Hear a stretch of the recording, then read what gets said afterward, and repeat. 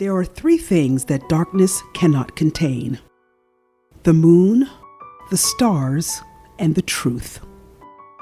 All three will find their way through the darkness. Truth will often pierce its way through in unexpected ways, at unexpected times, and sometimes through unexpected people. Hello, my name is Lenora Howze, and you're listening to Secrets of the cHURTched, Revealed to Heal.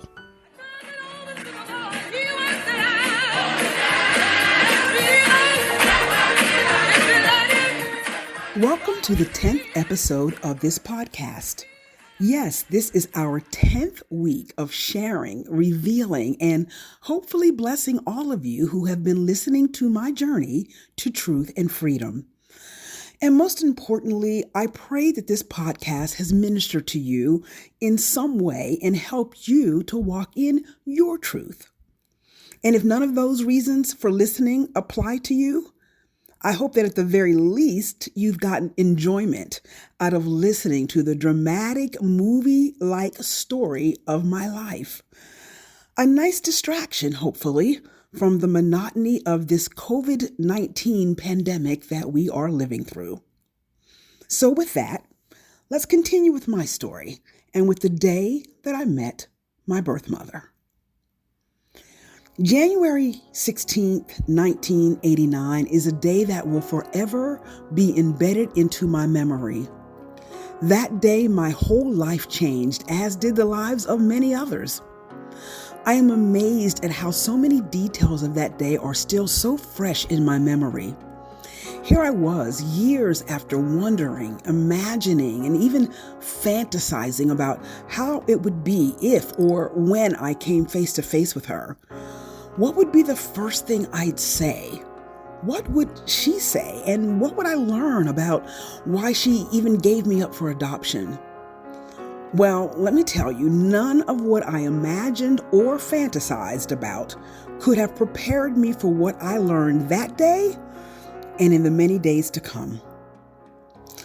As my birth mother and I stood in that empty hallway looking at one another in absolute amazement, we did not immediately do as you might have expected. We did not hug each other. We didn't embrace. And neither of us cried, at least not in that moment. Looking back now, 30 years later, I think we both may have actually been in shock. So after reading the first few lines of my letter and realizing that I was her daughter, I remember Marion's hands trembling as she dropped the letter to the floor. Then she grabbed my hands, rubbing them, touching each finger one by one, almost like a mother would examine her newborn baby who she was seeing for the first time. That's what it felt like to me. And for Marion, I guess that must have been what it was like for her. She was seeing her baby for the first time. To this day, to this moment as I speak, I can't imagine how she could have even processed what was happening in that moment. I have tried to put myself in her brain, and I don't know how she even stood upright. Could it be real? Could this really be the baby girl that very few people even knew existed? So after standing there for a minute or so with her hands cupped around mine, I recall Marion asking me, "Are you Rochelle?" It was as if she needed to hear me say those words, not just read them on paper. Hearing them perhaps would make it real. And when I answered yes, that I was Rochelle, it was then and only at that point that we embraced each other. We held each other. And while I certainly remember being teary-eyed, believe it or not, I don't think I actually broke down and cried. And if my memory serves me correctly, neither did she. Again, I think we were both in shock, or at least Marion must have been. Because keep in mind, while I had been planning and preparing for this day for months, if not years, she knew nothing about me or my whereabouts until I showed up at her job in her office on that day. Now, over the years, many people have asked me why I chose to go to her job and not to her house. Well, in case any of you have that same question, here's why. I didn't know who in her life even knew that I existed. Also, keep in mind that the details I've shared with you over the last 9 episodes about the circumstances surrounding my birth, who my father is, and all the other things I've learned about my life, well, on January 16th, 1989, I didn't know any of that. All I knew was who my birth mother was, her name, and where she worked. That's it. And clearly, that was enough. As it turned out, my suspicions were correct. No one in Marion's family, not her husband, not her other children, and not even all of her sisters and brothers ever knew she was pregnant with me, and certainly didn't know that she was carrying their pastor's child. See, he was the whole family's pastor, not just hers. So had I gone to her house, I would have completely blown the lid off of her 30-year secret. She wasn't ready for that, and quite honestly, that wasn't what I had come to do.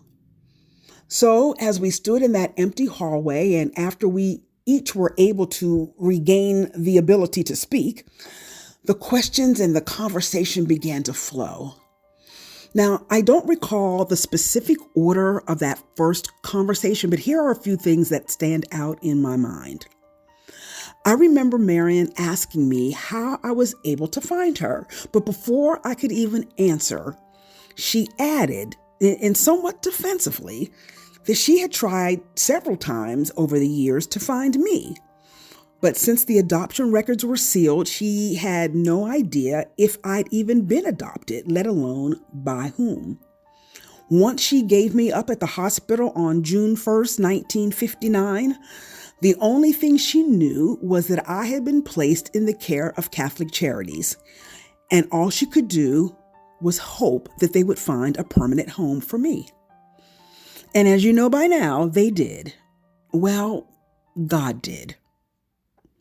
But honestly speaking, and I promise you that what I'm about to say is not out of bitterness or anger towards my birth mother, but I don't think she really ever attempted to find me.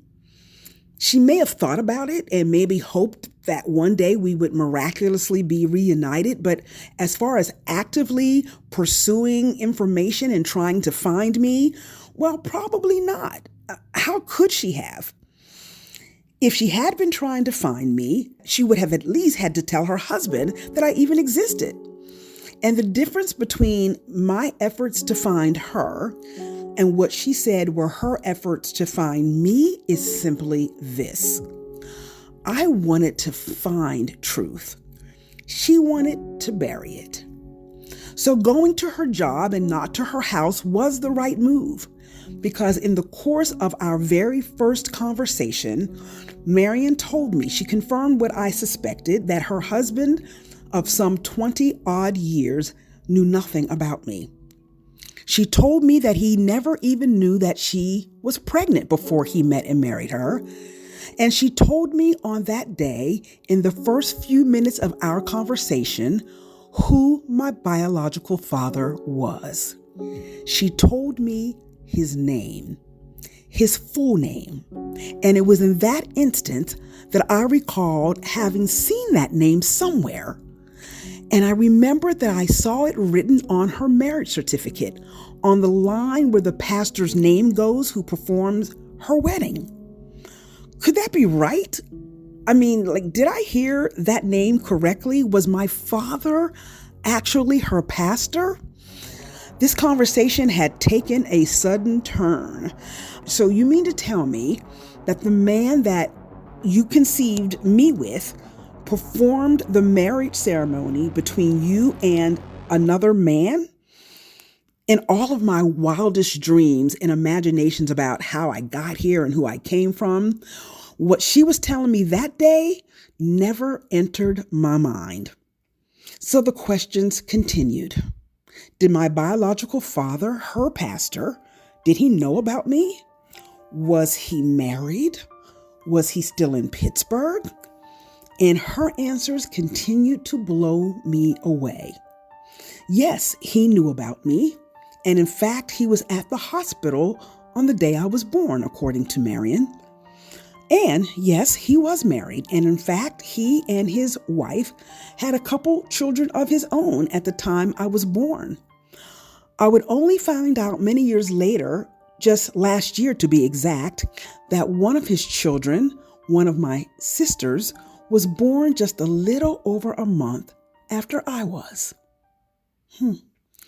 And no, he was no longer in Pittsburgh, although his wife and family were. And that's a whole nother part of this dramatic journey that you will hear about in the many episodes to come.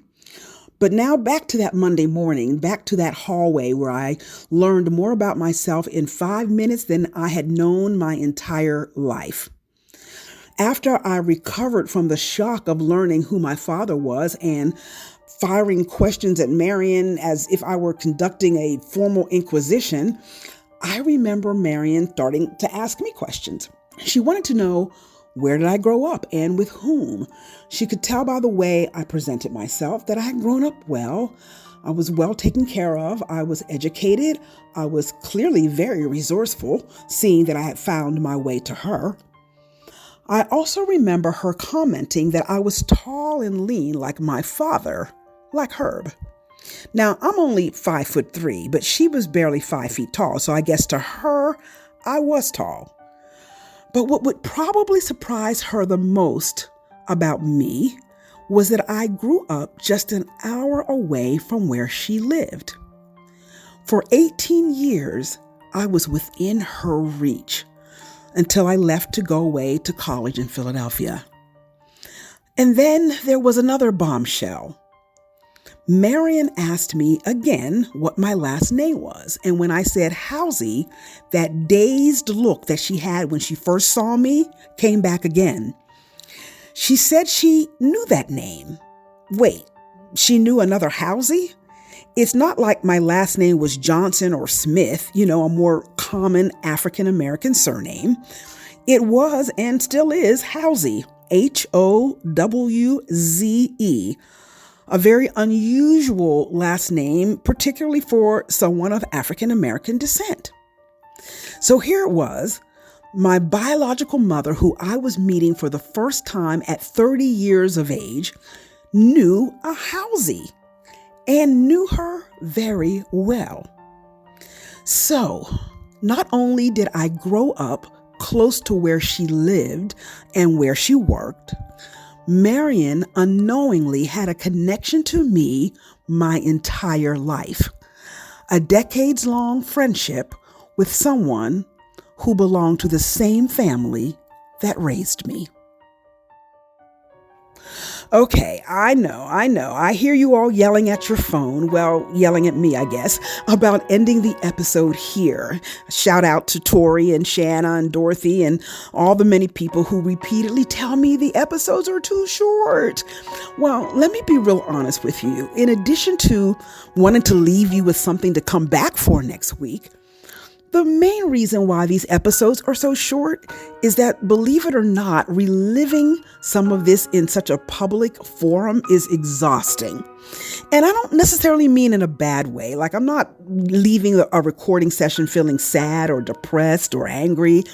I'm honestly proud of my story, and especially how God so divinely weaved it together as only He could have. But it does take a lot of energy to walk through this drama, otherwise known as my life. And I hope you don't mind that I'd like to walk through it slowly, bit by bit, so I can feel every emotion and so that you can feel those emotions with me as we walk through this journey together. Thank you so much for walking with me.